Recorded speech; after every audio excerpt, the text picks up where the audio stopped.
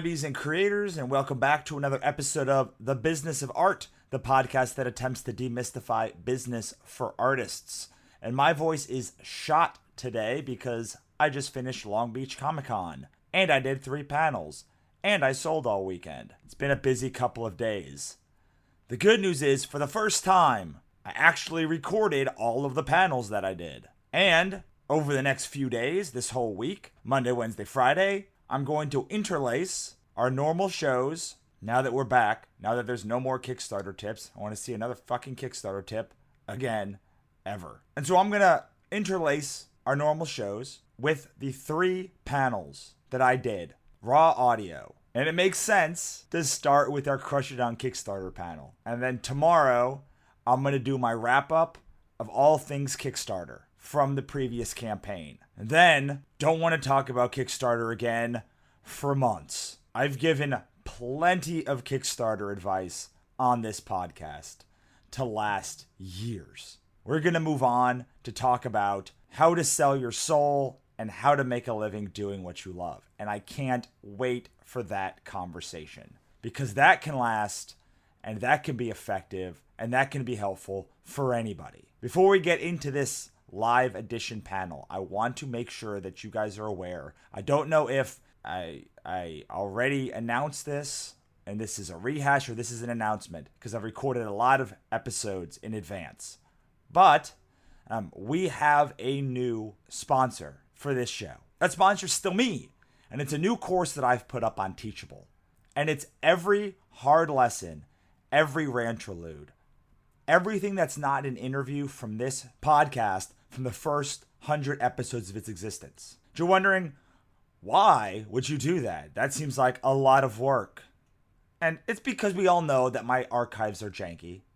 It's because they're full of commercials. It's because they're hard to search. And I wanted to do something that was clean, because a lot of people were asking me, how do I get every episode? And how do I do it without commercials? I figure if HBO can sell a commercial-free show, so can I. It's good enough for HBO, it's good enough for me. So if you head on over to thebusinessofart.us/volume1, you can pick up over 8 hours of commercial-free Business of Art content for $20. That's like 20 cents a show. And they're packed with information and sans commercials. I would certainly appreciate it. It helps the show out, but more importantly, it helps you out, because you don't have to worry about my janky archives.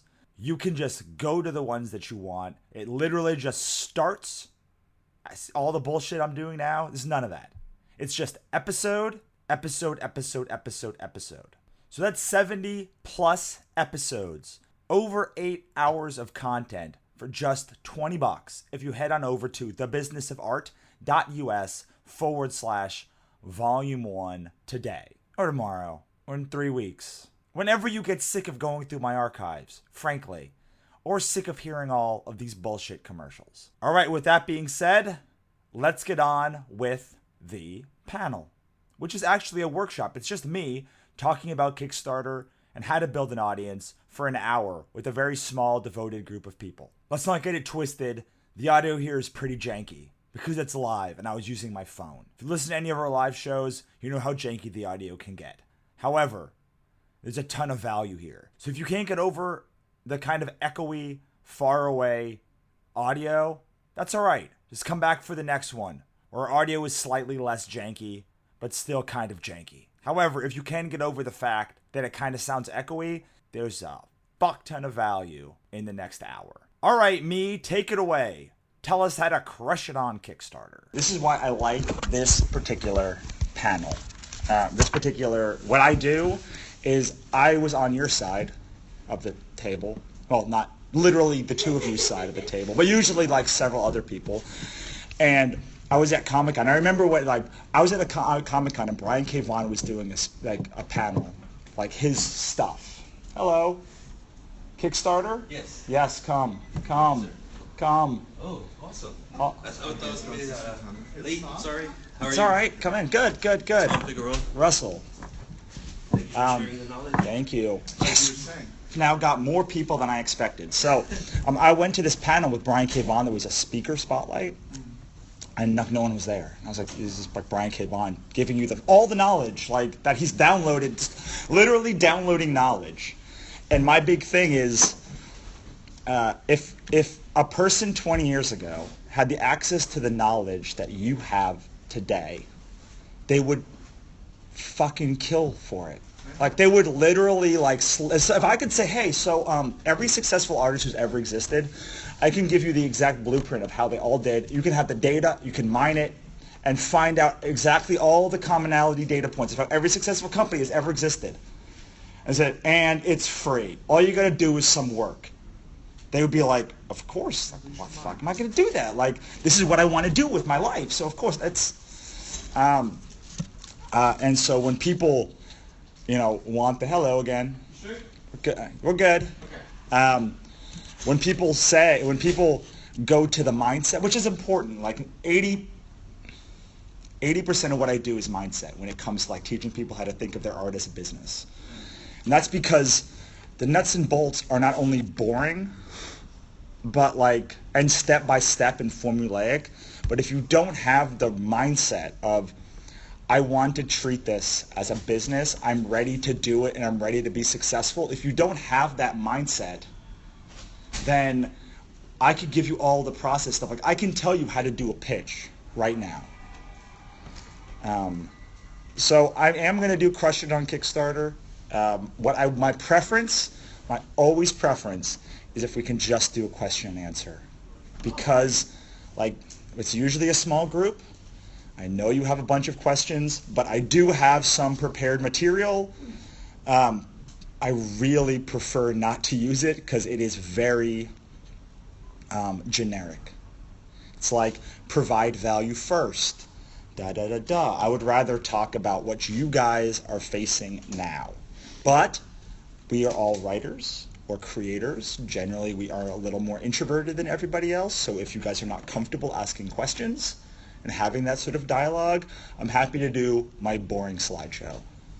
But it's boring. And it's not going to answer your direct questions that are going on in the field. It's the 10 best tips I've ever learned. And frankly, if you go to my podcast right now or later called The Business of Art, I'm doing a 31 Kickstarter tips in 31-day series, which has the 31 best tips I've ever learned.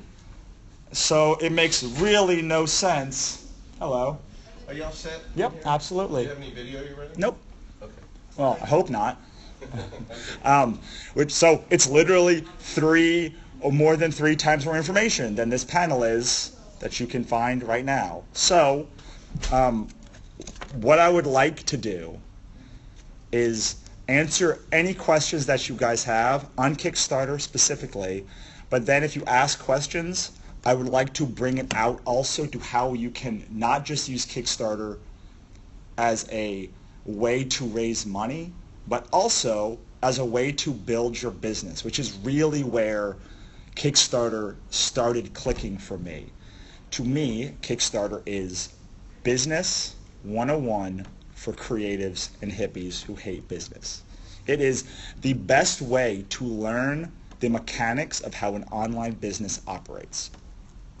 For example, a Kickstarter page is analogous to a sales page on any other course. Any other course that you have is just a very well laid out sales page. Every sales page has copy that drives you to sell, that drives the sale, which is exactly with images and pictures. It's got a video, which is sort of your commercial sales pitch. And then on top of that, it has rewards, which are like, hey, if you pay $200, you get this course. If you pay $600, you get this course plus a one-on-one session. Like, it's set up beautifully for you to understand the mechanics of sales without you having to invest in a WordPress site and all of these other things. It also comes with its own platform built in. So when you're talking about Kickstarter, really what I want you to think about it is the initial first steps to building an online business and learning how a business operates, how you can provide value, what a $1 reward means, how you can bring people from $1 to $10, how you can create rewards so that you can target a very specific person. So that it's not just all a mishmash. Does that sound good to you guys? That sounds great. Okay. So the very first thing that I want to ask all of you is tell all of you, which will relate to Kickstarter, but is all business. All these things are going to relate to Kickstarter and also all business. I want to ask you 2 questions which will help you go from hating sales to loving it. Okay? How many of you think you are a good person? Deep down in the recesses of your soul, like, would you help a puppy if it was like, would you help your family member? Would you do good for others if you could? You gotta raise your hand. Everyone's raising their hand? All right. Good. So we've all established you're good people. Second, do you think the thing that you do can change lives? Now, I'm not talking about make someone lose 60 pounds. I mean, at least edify their lives so that they are better, more complete people. Does everyone think that? Yeah. Everybody? All right. Then you are morally obligated as good people to tell as many people about your work as humanly possible. It is your moral imperative as good people to help as many human beings as possible, right? Right. Your work will help as many people, will help human beings live better lives. So it is morally incumbent. It is not a choice. It is morally incumbent on you to tell as many people about your work so you can change as many lives as for the better as possible. Yeah. And if instead of coming, when we were talking earlier about the fact that people without this mindset, people won't do any of the process. So most of what I do is mindset things. So we can all get in the ability to sell. Because if we can't get over the ability to sell and reaching out to people, it doesn't matter how many steps I give you. You're not going to do the steps because you hate the sales process. And if you hate marketing and sales, it don't matter. You can't do a Kickstarter. A Kickstarter's not magic. You have to do the work. And so, it's not begging. The second thing that I want to talk about before we get into the actual process of how to do this is the beggar mentality. Most people don't like Kickstarter because they feel like it's begging and they don't want to beg their family. Anyone felt that way before? No, okay, at least one of you. I know the rest of you too, but it's okay. You don't have to raise your hand. Has anyone raise your hand if you've ever thought McDonald's was begging for your money? Anybody? No, of course not. That's stupid. Let me ask you a question. How many think this card is begging for your money? Anybody? No, that's ridiculous. This is marketing. This is not begging for your money, is it? No, it's marketing. Well, I promise you, underneath every card, every marketing piece, every ad, the underlying thing is come see my cool book or come eat my cool thing. Please spend $1 with me because if you don't, I'm going to go broke. That is what every piece of marketing, advertising, live shows, every person up there, whether they say it or not, is begging you for your business because otherwise they can't pay their rent next month. That's every business that has ever existed. The difference is that you don't think that about this. This little piece of marketing is begging you to come back next year. And if we can get over the fact that this is not begging, then we can get over the fact that we are also not begging for money. We are showing people a cool project, something that we want them to be a part of, and letting them make the decision to come with us on a journey or not, right? Because that is the positive function of marketing. Do you want to move over here so I don't because I'm talking to all the people over there, and I feel like I'm ignoring you. Does that make sense? Very much so. Okay, can we agree to those 2 points that McDonald's isn't begging and we're all good people? We can all agree to those two, right? All right. third thing, last thing before I take questions. I hope there's questions. I hope you're queuing up questions. I'm kind of talking for a couple of minutes, so like you can queue up your questions and get comfortable with me. We can build a dialogue. Is most people that are doing Kickstarter, any sales, come with a sales first mentality. Their first thing that they say is, buy my book. Buy my book. Buy it. Buy it. Buy it. This is the beginning end of the conversation. Anyone had that happen to them before? Or like you just felt like, fuck. Like, I thought this was cool, but could you not just sell it to me? Like, could you like try and learn who I am as a person? All at some point have had that, right? So most people, most human beings that do sales, that is their mentality. It begins and ends with, did you buy my book? Yes, I care about you. No, go fuck yourself. Sorry, are we okay with swearing? All right. Even if you had said no, it'd be swearing. So like, that was just me being polite. The thing we need to switch our mindset on, the third thing, is to provide value before you ask anybody for anything. Again, I'm going to take down all like, I have courses on my site. I have one for $7 called Crush It on Kickstarter. You can literally get it for $7 and get all the information that is usually contained in my seminar. Like, I hope you go and buy it. That will be awesome. I'm up here so that I sell 1, 2, 3, 4, 5, 6. That's part of why I'm up here. I also do a podcast, which I hope you download all 100 episodes for. That would help me.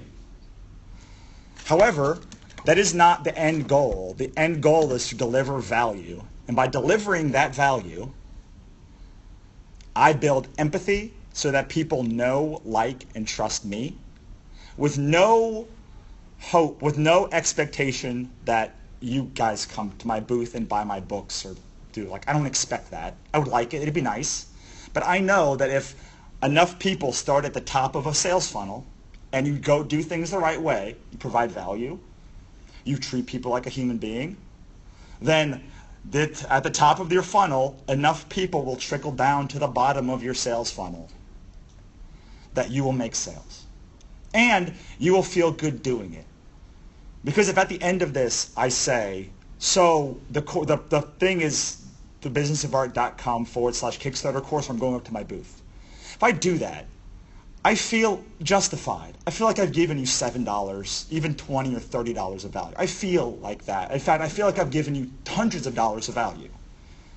So to ask $20 from you feels good. Like, it feels like it's an equivalent exchange, if anyone watches Full Metal Alchemist. Like an equivalent exchange of information, and then I can ask. But you can't expect that to come back. I can't expect 6 of you to come up to my booth and spend $60 at my table. It's fucking crazy. But my hope is that by the end of this, or the end of anything, or the end of when I'm up there, I talk to enough people at the top of my sales funnel so that enough people feel connected to me, they know me, they like me, they trust me, that they then are willing to buy from me. The rule is, for every 100 people that you talk to, 1 to 2 that you give free content to, 1 to 2 will consider buying from you. Not actually buy from you. They will consider buying from you. So if you work that up, you need to talk to 100 people to get potentially 2 sales. You talk to 1,000 people to potentially get 10 sales. It becomes just a numbers game. And even if they don't buy from you, like even if none of you come to my table and buy from me, hopefully you'll at least say, oh, you need help with this business part? This is the guy. Hopefully maybe you'll do an in-depth interview or something. There's something that we can do that spreads. Because that spreads positively. The guy who's sitting up there saying, buy my book, buy my book, buy my book, that guy, when you pass him, you're like, don't even fucking make eye contact with him. Or like, I met the worst person. That happened. Everyone has had that, right? The used car salesman guy. That is not a positive depiction that you have. It's a long road, Kickstarter or not. This is a long career we're trying to build. And the less bridges you burn, the more people have positively intention at the beginning, the more it will build over time. as opposed to negatively intentioned, where you just try and beg for things. You got to buy my book, and then if you don't buy my book, or Kickstarter, if you don't pledge to my Kickstarter, you're like, why the hell are you going to pledge to my Kickstarter? I've all probably had that happen too. If you're in this, you've probably gotten emails or Facebook messages that say buy my thing, and then when you don't, you've gotten a follow-up that's like, what the hell are you doing? You're like, what kind of human being are you? Like, I'm trying to like fund my dream here, and you're like, well, I'm definitely that conversation, that intention, has never gotten someone to go, oh, you're right. Like, why didn't I back his book? Here's $1,000. Like, no one has ever had that thing. This is a long-term play. It doesn't pay off today. It doesn't pay off tomorrow. Probably won't pay off this year. But neither is Kickstarter. Kickstarter should start a year before you should start building your audience here before you even start a Kickstarter. There's an actual information. So, yes. For you, yes, go ahead. I'm running my second Kickstarter right now, actually. Yeah? I get a lot of emails about people who use PR programs. Yeah, no. Have you done that or no? I've done all of it. So the purpose of my company is to fail rapidly so you don't have to. So I do everything. If someone emails me, as long as it's like below like $100 during Kickstarter, I'll do it. I've only found one that works, and I wouldn't recommend using them because there are better ways to do it yourself. I'm not going to name them here. I'll name them after this goes off thing, so I don't. But there's one that's good. There's like pretty much is not going to be good. It's never worked out. Yes. So as a filmmaker, I've made videos for people that have started Kickstarter campaigns. I've always looked at Kickstarter as a developmental site, but of course it's not. It's a site that you can actually use for sales to market your product and what have you. Now we're in a position where we're working on our own book. I'm doing illustrations, she's writing it. Maybe down the road we can think about getting an editor, but for the most part I think we can do most of the book ourselves. Right. Whether that's right or wrong, what have you. I guess my question for you, Russell, is that if the eventual goal, and maybe this shouldn't be our goal, is to get a publisher, an independent publisher, to publish our book, how do you see the benefit of Kickstarter if we're maybe we're selling the book via Kickstarter? Do you actually use that terminology? If somebody donates $50, they get a copy of your book. That is selling your book. Yes, it's pledging to your book. You're getting a thing in return for you're getting something in return for the cost of a thing. So for sure. So say selling. Yes. Absolutely using that model. So you put your book up, it sells. Does that encumber the process, you believe, of eventually going to an indie publisher and having them doing some distribution? Black Mass bought Black from a Kickstarter campaign that was successful. IDW does it, Image does it, Alterna does it. Like they all go to. If it's successful enough, the issue that you'll have is if it's not successful or it's only marginally successful, you will show that you can't prove concept. But if you sell, for example, let's say a miracle, like 4,000, 5,000 copies of your piece, one point. Well, then what the fuck do you need a publisher for? Well, I guess that's part of it, right? I mean. So again, let's just talk about publishing in general. Your contracts are going to be garbage. I have an episode about how to tell your publishing company's garbage. Newsflash, they're all fucking garbage. The only way you cannot make your and really any deal that you get in any business is going to be garbage. The only way to make it not garbage is to prove concept.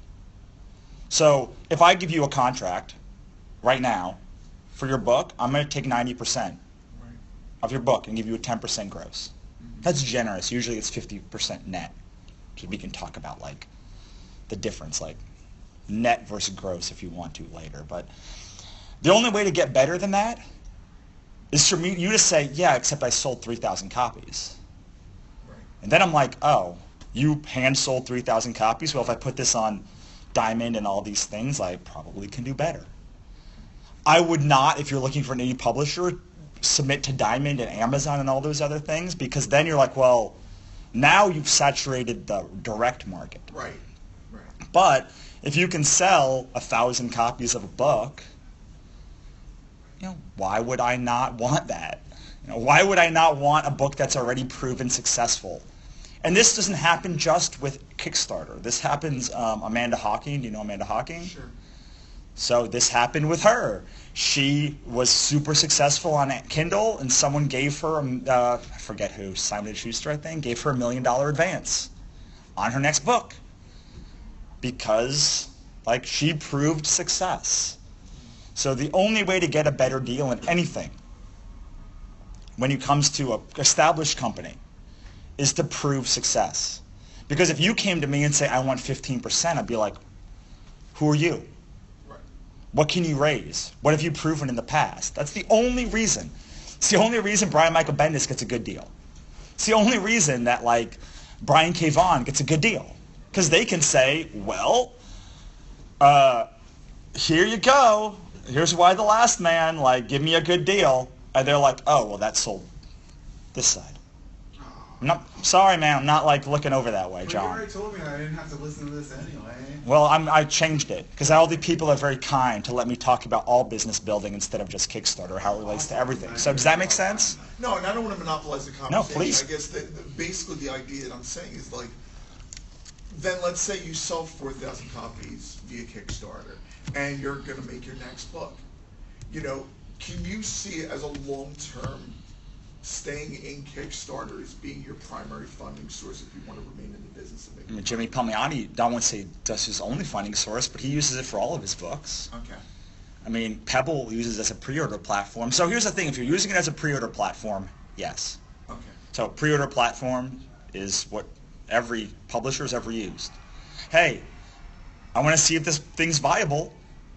Cool. This is all three of these books are Kickstarter. This is on Kickstarter now. So I used them all to I had finished these books, but they all validated a concept for me. They all raised money. This is successful right now. These were successful before.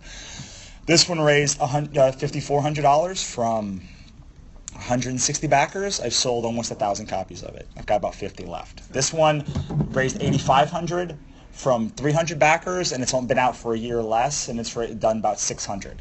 So much so that I then went and bought several thousand more books. So these prove not only that I could raise the money, but that a lot of people had them. So they validated their concept, right? I would say that if you can sell 300 copies of a book on Kickstarter and raise almost $10,000, like, did a pretty good job, right? Probably when you bring it to a store, to a thing, you're going to be like a con, you're going to be successful. This raised $1,500 from 56 backers so far. Now, let me ask you a question. Do you think I'm going to buy 1,000 copies of this book? Absolutely not. Like, nobody's going to buy. Why would I? My last novel, My Father Didn't Kill Himself, did 153 backers and raised $3,500. So, again, it didn't raise as much as either of these two books, but it did have almost as many backers. So I could kind of justify buying more copies of this book. This book raised 56 backers so far. Maybe it'll hit 70.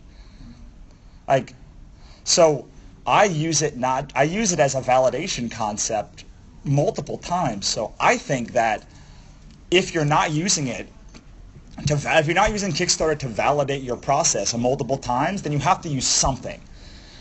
There has to be something that you're using to validate your idea, whether it's pre-orders on Amazon or your site. It has to be monetary. So many people will ask a group of their friends if something sounds cool. And they'll be like, yeah, it sounds great. Then when it's like, well, here it is, they're like, oh, I'm broke now. It's like that concept of broke is like a nice way of saying, go fuck yourself. Right. Because everyone is willing to put $20 on a credit card if it's something they love. Some people on this thing have come by and bought books. And I'm not saying that the broke is not a real thing, obviously. 67% of people live paycheck to paycheck, and all of them have massive credit card debt. So clearly we don't have that big a problem putting extra money on a credit card for something we love. But these people are buying thousands of copies of books, and then on the hope that someone will buy it, instead of saying, all right, here's the book. I'm going to buy 1,000. If I can raise $10,000, I'll buy 1,000 copies of this book, because it proves that that enough people will put their money where their mouth is to make this successful. Does that make sense? Yes. So I'm not even remotely in a position to like Kickstarter right now. Right. I want to know like how far in advance About a year. So press. Oh, sorry. Like how far in advance of the product?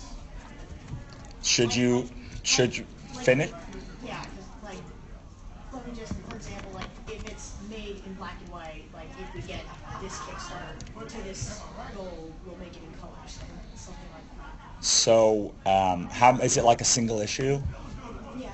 Okay. So, if you're gonna do how many pages? Is it like 20 pages? I'm just starting, again, not remotely. Right. I know, but let's just theoretically throw out. Is it like? 20 to 30. Okay. So you should always, when you start out, when you're in your position at the very beginning of your career, you have no data point for how successful you can be, how much money you can raise, you have nothing.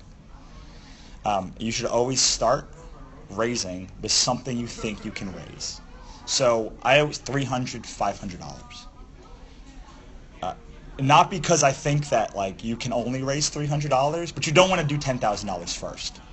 So you want to at least have, let's say you could pull together $300 to pay someone to do just the inks of the book.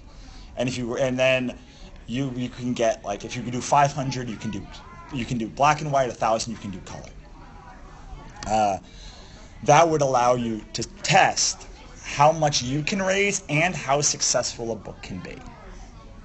So I would say most people do their dream, try and do a $10,000 or $20,000 book or $100,000 thing first, and then they raise $300 or no money. Raising no money is not a big deal. It's not hard. It's not bad. Like, raising $300 is not bad. It gives you a data point that you can then analyze and say, all right, I can raise $300 now. I need to raise 10,000. So I have three people following me on Twitter. Should probably increase that. Have no mailing list. You can make assumptions once you have data, but you can only. So I guess you could say you can make predictions based on data, but you can only make assumptions when you have nothing. So, hey, if you can pay, I paid for both of these books up front. You can do that, cool. But if not, like, you want to make something, do something you can raise first. Yes. So I'm in an interesting situation. I've done a Kickstarter before, and it was stressful. It was really Yeah. stressful. I was successful. I don't remember how many backers I had, but I know one of my backers was like one of my number one fans or something. Uh-huh. Yeah. Who like bailed me out. I had like maybe 2 days left, and I had figured my amount. Right. So how much were you looking for, and how much were you short before you got bailed out, if you don't mind me asking? I was raising $5,400, Uh-huh. and I was about 50% away. Okay. All right. So, I'm sorry, what was your question? So, what's the... So, I guess that was a couple years ago. That Kickstarter was 2012. Uh-huh. And I've been building the concept. It's a transmedia project, so there's various aspects of it. Uh-huh. I'm now going to be launching my graphic novel. Okay. And but this starter would actually be for converting the graphic novel into a TV show, so it'd be like both. Plus All right. producing like another book. No. That's too much. It's way too... You've proven that you can raise $2,500. So if you doubled your audience since then, you should theoretically, of close people, not just like you got 50,000 Twitter followers now, like of people that actually you connect with, you could theoretically raise $5,000. Theoretically, you have a data point, right? And I'm not saying like didn't get like the non-bailout amount was whatever it was. I don't know, $3,000. So you should not go from $3,000 to $100,000 or however much. Like, if that's a transmedia whole huge world, what you should do is plan. Let's say you had a novel, a graphic novel, and a TV show, and they would cost $1,000, $10,000, and $100,000. So this is the same thing that we do with single issues, the graphic novel, where it's like issue 1 raises 1,000, issue 2 raises 2,000, 3, 3,000, 4, 4,000, 5, 5,000, 6, 10,000. Or then the graphic novel gets bound for like $10,000. So the same daisy chaining that we're talking about is You do the book, you know you can, you do, first of all, you have to validate the fact that people even want the transmedia property that you have. Monetarily, again, not people saying it's cool. People saying, this is so cool that I'll buy it. So at my table, thousands of people have come by and said a book is cool. Then maybe 10,000 people that this book's cool. Only 900 so have bought it. Probably less because I've maybe like 800 because I've also consigned some books and sold it at stores. Let's just say out of 10,000, 1,000 bought it. That means for every 10 people who said a book was cool, 9 of them weren't ready to actually put down money for it. So when you have a property that's as expansive as this sounds like, you want to test the market before you do 100,000. You might raise $10,000 on the novel and be like, well, shit, I thought we only need 1,000. So like I can put the rest of this into production of like the bigger book. But a Kickstarter's you have to have a crowd before you can raise money on Kickstarter. I guess what I'm hearing from you is that it'd be best to first sell my book and then do the Kickstarter for the television show after. I think that your goal is to build an audience, and unless you might find that you put your graphic novel out there and it raises $100,000, it's the diamond in the rough that like really like explodes. Like 1% of graphic novels have gone over $100,000, and like half of them are Jimmy Palmiotti's. If you have that kind of breakout success, you're going to say, I need to get this other thing into production. You'll be able to go to people and have leverage to maybe not even need Kickstarter for the TV show. Like maybe you can take the graphic novel and the other things and say, I got 5,000 people. Here's the rest of the property. Like people are going to want to come and be a part of that. It's probably not going to happen. The 75% of Kickstarter graphic novels raise less than $10,000. So if you can't raise more than $10,000 with a graphic novel, you're like. So I'm not really raising for the graphic novel because the graphic novel's already paid for. Well, but you're raising like you need. So it doesn't matter if it's. You mean the printing's paid for? Is it like out there? Yeah. So I'm doing self-publishing and everything. So. But do you have books currently sitting on your shelf of like in the thousands? Oh no, it hasn't gone to print yet. Okay, so you can still raise for print funds. Like, Yeah. so if you wanted to, but you're trying to build an audience for your transmedia property, correct? This is what you're trying to do, right? Is that I want to make sure I have that right. Yeah, I guess what I'm saying is because I guess the reason why I'm asking is because you were saying it's best to build an audience for a year, and I've been building my audience since 2010. Okay. I'm not saying that I have like a huge following, but I mean I have a pretty good amount of. Okay, so how much money are you trying to raise for transmedia property at the end of the day? Throw a number out For there. the television show, it ranges. I mean. Just give me a number. I will just say $100,000. Okay. Do you think that you can raise do you think your audience is big enough to raise $100,000? Do you know that your audience is big enough to raise $100,000? If the answer is not immediately yes, then you shouldn't try and raise $100,000. Do you think your audience is big enough to raise $1,000? Oh, absolutely. Do you think your audience is big enough to raise $10,000? Probably. Okay. So you think your audience is big enough to raise $5,000? Yeah.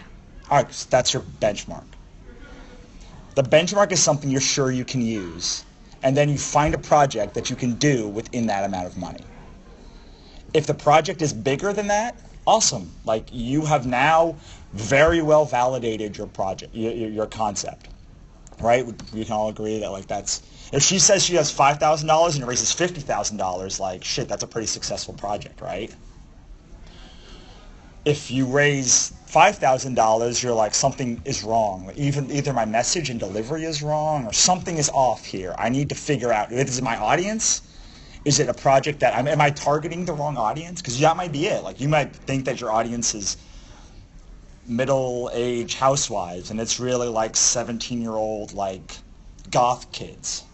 That happened. Like, that's Johnny Vasquez. Johnny Vasquez wrote Johnny the Homicidal Maniac for like 18 to 22-year-old men, and his audience was 11 to 17-year-old women. Like, that happens. So like, maybe it's that you're targeting the wrong people. Maybe it's that like the project needs to be tweaked. Maybe the main characters like are. Maybe you're just messaging us all over the place, but you are targeting the right people. The right people. You don't know, but I certainly, unless you said, remember how you said $1,000 you absolutely could raise for, and $10,000 you can probably, until you can say $100,000 absolutely, should not try to raise that amount, because you don't know. Now you could try the $100,000 and just be like, I just want a data point. I just want to know where I stand now. I'm probably not going to raise $100,000, but at least I have a data point to be like, where am I sitting now?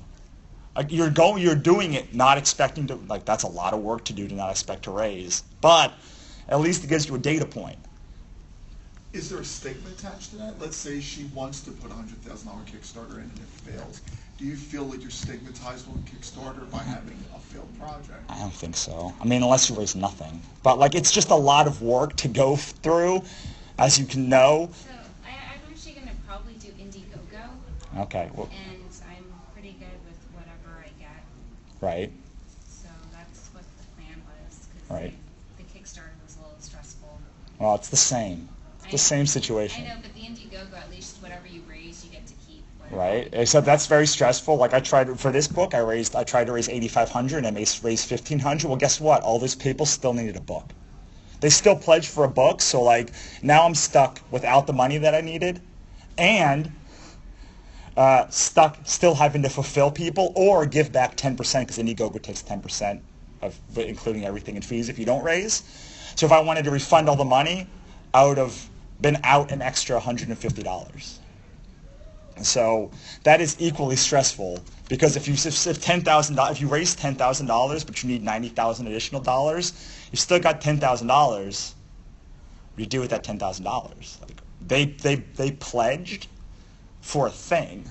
If you don't give them that thing, I mean, I don't know. I don't have an end to that question, but I think that sorry. So I think that I need to like ask other people. But like, unless you guys are interested in this conversation, but like, I want to make sure I get more people. So I'm happy to have an email conversation with you afterwards, or if we can come back to you, I can get that too. Okay. Yes. So jumping back to your previous answer about starting creators and starting small and then gradually scaling up. For a first or even a second project, because you've successfully launched books, would you recommend for comics doing something that is more serial in nature first, so doing issue by issue, or? It depends on how much liquid capital you have. If your liquid capital is incredibly important, I happen to have a significant amount of liquid capital to be able to put the books together, but you need a prototype. So if you can only raise for one issue, if you can only raise for 5 pages. I've got friends. My friend Eric does a book called Ocho. He raises like $300 a time. He does like little like zines. And each time he raises $300. I got a friend named Joe Badon. I don't know actually how you say his last name. He did Man with 1,000 Eyes. He does like a little 30-page stories, and his range is somewhere like $3,500 each time. But he has the time, energy, and effort to commit to making, and he does all of it. So like he has the time, energy, and effort to make that amount, and then knows that it's done, and all he has to do is raise that amount, and it's good. So my answer is always do a project that you can fund first, whatever that is, whether it's a novel, whether it's a book, but it should be in either the world that you're living in or target the audience you're targeting, because both of these books are about monsters. They're psychological. They're sacrilegious. They're blasphemous. Like, they kind of target the same. They're anti-authority. They're like they all target the same kind of human being. So you want to make sure you're targeting that human with the book that even if it's not like a novel or a graphic novel, you want to target that person because you want to build that audience. Like you want to target whatever your end audience is. Does that make sense? Okay. Anybody else have questions? Yeah. Well, hang on over there. I'm working on building an audience. We're trying to put together a graphic novel. Right now we're on the floor with a 5-page promo that we're just handing out. Cool. We got a Facebook page. We got a few followers here and there, but we're just working on building an audience. Do you have a mailing list yet? No. All right, that's your number one. What are you doing? What are you doing when people get your book? Just giving them a book? Just give me a book.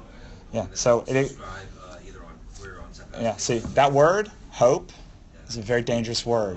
So here's the thing: is one of the best buying. There are 6 buying triggers. One of them is commitment. Commitment is everybody here. Anyone who goes to the Business of Art and then signs up for my mailing list, or comes to my table and signs up for my mailing list, has made a little commitment. Every time they open or share or comment, they're increasing that commitment to my brand, to your brand, the more commitment you can get, the deeper their empathy goes, and the more they will be to buy from you. Another one of those triggers is social proof. So guess what? All of you telling your friends about how awesome I am is social proof. That means all you people and all your audiences, your site, all these things that you do mean that people are more likely to buy from me. Thank you for that already. That's why people give so much for free for you to sign up for a book. Like they go 3 months free on Audible. Because if you love Audible, you'll talk to a bunch of people, and their job will be easier. All their marketing will be easier if they have one point. Another one of them is authority. Either you building your own authority from your own blog, or guess what? Hi, I'm up here, so I have Long Beach Comic Con's authority. Just by being on this panel right now, like I have authority. You trust me. You don't. I could be a drunk hobo who punched out Russell, but I'm here, so I have authority. Scarcity is another one that you can't get at the beginning, but that's where the product comes in. And then there's that trigger. All these other ones. Reciprocity is another one. Reciprocity is, I'm giving you all this value. Now you want to help me. Hopefully. I don't know. Maybe you don't. Maybe you hate me. I don't care. Hopefully you like me. Yes? Would you say there's ever too much you can give away for free? Like if I want to put the first 5 pages online of my comic versus making it a 30-page webcomic or something like that? I think you should give it. So the most successful Kickstarters are things like Saturday Morning Breakfast Cereal. They give all of it. Cyanide Happiness. They literally give everything. The whole, there is no reason that for you to buy Saturday Morning Breakfast Cereal. You can literally read the entire thing online, right? If you wanted to scroll through 1,000 pages, you could. So the more you can offer for free, studies show, the more you think that it's a depleting return. If you give something away for free, then what reason do they have to buy from you? But studies show, I don't know what studies, I just know there are studies. Don't ask me what studies, look it up, let's Google it. That the more you give out, the people that give the most are the most successful. Because there's this thing, the one of them is, you've given me value for a year, an interest in your webcomic. So I will, in return, buy from you. I had someone buy this book on Kickstarter, spent $60. I don't remember the exact number. I think it was $60. And he said, I've listened to 60 episodes of your show. That's less than $1. That's $1 a show. Happy. That is very valuable to me. So I'm gladly will buy this thing. But the other thing is, in order to build an audience, you do have to give some stuff away for free. You're not doing it wrong. You just that reciprocity and that commitment is what is helping building people.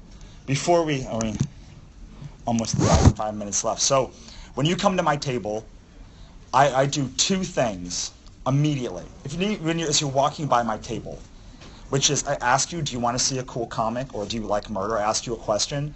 If you stop and turn, you've made a commitment. You've said, yes, I do like that. Yes, I do want that thing. Then I say, do you like girls that kick ass or psychological mindfucks? When you make a decision, you've made 2 commitments. So now you are primed to buy a thing, theoretically, right? Like you've made 2 things. Your mind is saying, yes, I do like weird things.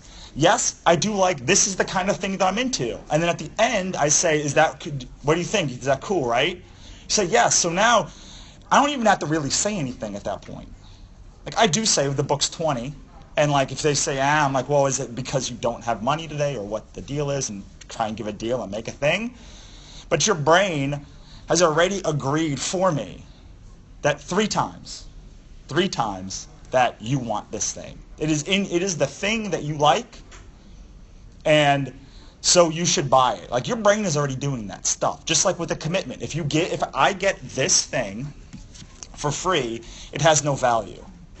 Let me ask you, does anyone think that their email address is worthless?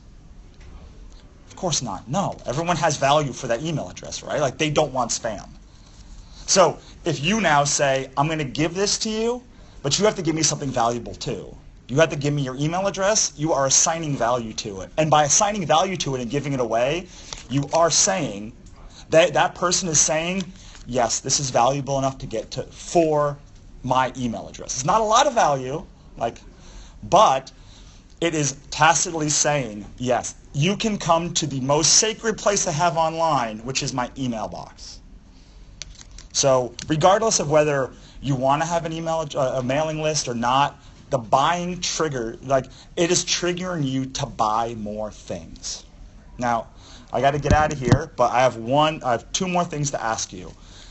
How many times have I talked about how much my books cost and asked you to buy a thing theoretically? Like, probably 5.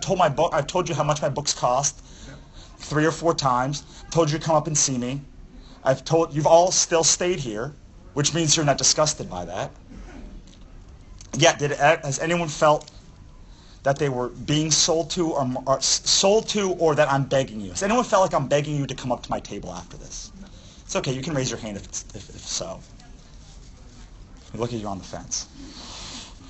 That is the power if you can learn this. It's like you've all been pretty much primed to at least stop by my table and look at the things. Because you now trust me, I hope. Like, you now have gone, all these people, some of you have come back from previous things. You've all been put into the top of a funnel, my funnel. I've given you value. Hopefully some of you like me. Maybe all of you like me, I hope. I like all of you. You guys trust me because I've given you a lot of value, and you like what this guy hopefully knows what he's talking about. And because I know what I'm talking about, there's a pretty good chance that I know how to make a book, right? Like, I know how to sell the book. I've created a book, and you trust, and even if you just want to know if my advice is horseshit or not, you should probably at least check out the book to make sure it's not a piece of shit, right? If you look at it and it's like, and you go, ugh, that's awful. You just wasted an hour of your time, right? So at least just validate the concept of like, okay, this guy's advice is valuable. You should probably come up and check out the book. So you can trust me. One of my big life mottos is distrust but verify. If you tell me something, I distrust you until I go verify it. And then, so now you know me because you're in this panel. Some of you know me a lot of times, so I'm like building even more value. You like me if you do. That means you're in my core audience now. Knowing me does not make me part of your core audience. Like, that is just people. Everyone knows everybody. Liking you means that you're someone that I can help. Trusting me means I'm somebody that you value their opinion of. We all have a cousin who we know and hate, an uncle that we like but would never trust with $1, and the best friend that we trust and would give like money to because you know that they're going to do something well with it, right? You know that what's going to happen is you're going to get a cool thing at the end of it. If you give them $10 for pizza, you're going to get pizza at the end of it, right? Everyone's got that sort of person. It's no different when you have a business. It's no different when we're talking about that. You're trying to find The people that know you, then like you, and then trust you so that they can make a buying decision on Kickstarter or wherever, that you are the right person to take their money. Because there's money to go around. Everyone in here, hope, buys comic books on a regular basis. You're all going to buy a ton of comic books this year. Like this year. Maybe not today, but over the course of this year, you'll buy a bunch of comic books, right? I hope. Or books. My hope is that, or most businesses hope, business hope is you just are trying to siphon off a little bit to say, hey, how about spending $20 on my book because you trust me?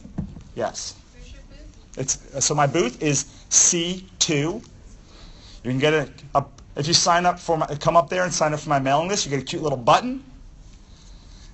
If you buy a book, you also get a bookmark and an original sketch that I do. My website is thebusinessofart.us. That is my podcast that has 100 episodes. Interviews, tips, tricks, yada, yada, yada. Do you get this information if we sign up for your mailing list? Yes. I'll even give you the good one that's just for the business of art. I have cards up here. C2. Like, I will see to it that you have an awesome experience because my books are awesome. All right? And then Wannabe Press is my publishing company. Seriously, my next thing is I'm going to construct my next novel on my podcast, which is going to be called Sell Your Soul, How to Make a Living Doing What You Love, or How to Make Money Doing What You Love, or Build a Career. I don't know. I just know it's going to be called Sell Your Soul, and then something underneath that. I'm going to construct it in 5 parts: how to make great stuff, the basics of selling, how to build an audience from scratch, how to launch a product, and how to survive live shows and make money. That's on your podcast? Yeah, so subscribe on iTunes, Stitcher, and yada, yada, yada, wherever. Are you on YouTube? No. So, I'm sorry, I'm a little bit tech not, so it depends on what it is, but podcast, I don't have a podcast. What is Podcast is just, it's on iTunes, it's on Stitcher, it's on Podbean. It's just like internet radio. internet radio? Yes. Not- That's okay. If it's YouTube, if you got YouTube, you can use it too. If you got YouTube, you can understand podcasts. Or don't. Like, I try to give as much free information, the whole thing, as possible. Download it? Yes. Oh, okay. And you can go to the site and download it, and it comes to your inbox every week. Oh, okay, that's cool. So that is 2 minutes. I got 2 lightning round questions maybe left before they kick me out of here. Anybody? You. All right, you, and then you. Any recommendations for like small $1 type things on Kickstarter? Yes, a $1 one is great. A $1 one is a tripwire offer, which you didn't get to, but I do have it on my website. Good ones are things that that are digital only. So things like wallpaper,